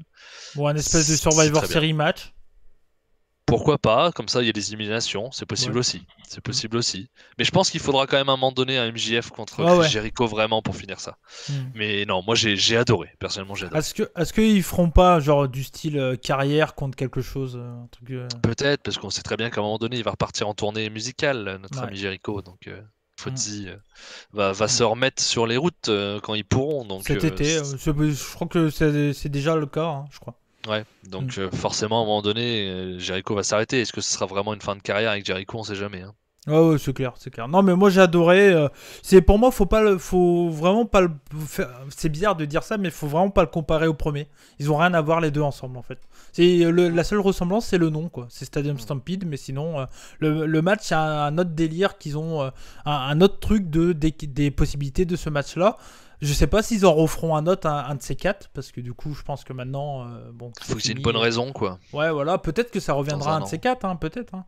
Mais bon, voilà, non, c'était très très bien. Moi, je suis très content de l'avoir vu. On s'est bien marré pendant. C'est duré quoi, 30 minutes? Ouais, à peu près, ouais, une demi-heure. Mais c'est vraiment ça, comme tu disais tout à l'heure. On s'est dit, là, on note rien. Allez, on profite. Ouais. C'est vraiment le côté, allez, on se met devant un truc et on regarde et on profite des séquences qu'ils vont nous proposer, quoi. Parce que je trouve que ça a été bien réfléchi. Voilà. Bien pensé. Non, c'était bien. Le seul petit truc, j'ai vu, ils ont mis une photo sur internet où on voit Jericho et MJF dans les backstage qui regardent ce qui se passe, ce qui est diffusé, avant de faire le spot dans le public. Je suis pas persuadé que tu as besoin de partager ça. On sait que c'est faux déjà. Je suis pas persuadé que tu as besoin de partager ça sur les réseaux sociaux. C'est peut-être une photo qui a été un peu volée et autre. Hein. Je sais pas si c'est All Elite qui l'a diffusée vraiment. Mais bon, voilà, je suis pas persuadé qu'il y ait besoin de montrer ça sur les réseaux sociaux. On le sait tous, de toute façon, que c'est un truc monté. Donc ça, il n'y a pas de souci, quoi. Mais bon, hormis ça, c'est pas eux qui... Je pense pas que c'est eux qui ont partagé. C'est pas dans le show, c'est pas dans le match. Mais effectivement, c'est pas utile. Personnellement, j'aurais préféré que ça sorte pas, ça. Ça n'a pas d'intérêt à sortir. C'est fait en 2021. Mais bon, 2021, pas la peine. C'est pas la peine d'en rajouter. On sait que c'est faux. Mais... N'en rajoute pas. Laisse les jeunes encore profiter peut-être de ce que nous on sait. Ouais, c'est clair. Est-ce que tu as un dernier mot à dire sur le show au complet, Jack Jones? Le show complet, ben non, c'était globalement un très bon show, c'était solide. Non, globalement, j'ai passé 4 bonnes heures. Ouais, c'est passé vite. Et la All Elite Wrestling me confirme. Ça, après, encore une fois, c'est un avis particulier. Alors, je vais pas rentrer dans les débats, dans les polémiques, les pros, les anti, tout ça. Moi, j'estime qu'on a tout à fait le droit d'avoir une préférence. Et toi, c'est le catch qui te convient. Actuellement, moi j'estime que c'est ce qui se fait de mieux, quoi, très clairement. En tout cas, ça correspond le plus à ce que moi j'attends d'un show de catch. Après, bien entendu, c'est pas parfait, il y a toujours des choses à améliorer. On a parlé de la division féminine, tout ça. Je pense pas que la fédération parfaite existe, mais c'est vraiment ce qui se rapproche le plus de ce que j'attends d'une fédération de catch et d'un show de catch, très clairement. Ok. Max? Bah, je suis d'accord avec Jack Jones. Hein. Moi, personnellement, AEW et NJPW, c'est mes deux fédérations clairement favorites. Hein. AEW plus le côté entertainment, NJP plus le côté match, show, show in-ring. Match, pardon, in-ring avec des 4,75 ou 5 quand il faut. Pour le show en lui-même, je dirais, ouais, vraiment un très très bon show. ou pour être vraiment un excellent show, ou un show en tout cas qu'on retiendra vraiment dans les meilleurs, il manque peut-être ce 4,75 ou 5 dans le ring. Ouais, peut-être. Pour en faire un show exceptionnel. Et puis bon, le petit problème du match féminin, quoi. Ouais. Au prochain Dynamite, il y aura donc un Bull Rope match entre Nick Komoroto et Dustin Rhodes. Donc Bull Rope match, c'est le match avec la cloche au milieu, les cordes et la cloche au milieu. C'était l'une des spécialités de Dusty Rhodes. Donc voilà, ça continue dans l'histoire. Voilà, donc c'est pour ça que cette défaite de Ogogo, c'est qu'un point de cette rivalité, je pense. Il y aura donc Young Bucks contre Penta et Pac, donc pas pour le titre. Cody Rhodes et Lee Johnson contre QT Marshall et Anthony Ogogo. Ogogo va sûrement gagner contre Lee Johnson, je pense. Cette fois-ci, oui. Ça ferait du sens, ou peut-être QT Marshall. Et il y aura la célébration de Britt Baker, donc ça sera pour vendredi prochain, parce que ça sera le vendredi encore la semaine prochaine. Je pense pas qu'on en parlera sur la chaîne, peut-être, on verra. Vu que c'est vendredi, c'est peut-être jouable en vrai. C'est peut-être jouable à voir. On verra parce que ça, on a un gros week-end ce week-end-là. Donc ça, je pense pas qu'on en parlera, mais peut-être. On sait jamais. Il y a quoi ce week-end là Il y a il y a la Zilan pour Max qui va regarder, mais il y a surtout le week-end de Game Changer Wrestling, et il y a du côté de New Japan lundi il y a Dominion, et dimanche il y a le Cyber Festival qui est le show qui mélange Noah, DDT, TJPW et Gambaré. Donc voilà. Les fans de Puro, oui, ça va être un sacré week-end.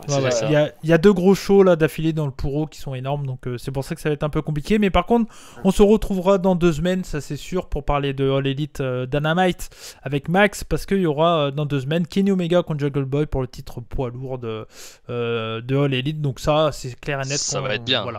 On va en reparler, on fera une review du show. Dans 2 semaines, peut-être la semaine prochaine, on verra si on a le temps. Donc voilà, en tout cas, merci à toi Jack Jones, c'était un vrai plaisir de t'avoir sur la chaîne. On a pris notre temps, mais c'est ça aussi les reviews des rebuts, voilà. Ça a été un vrai plaisir partagé les camarades. Tant mieux. Merci à toi Max, toujours un plaisir. Merci. Et surtout, n'hésitez pas à laisser un bon gros like si vous avez aimé cette review sur la version YouTube. Vous pouvez également partager les versions podcast, peu importe les plateformes. Si vous voulez partager la version Google Podcast, faites-vous plaisir, surtout n'hésitez pas. N'hésitez pas également à mettre des notes. Je crois que c'est possible sur Apple Podcast par exemple, ou ce genre de plateforme.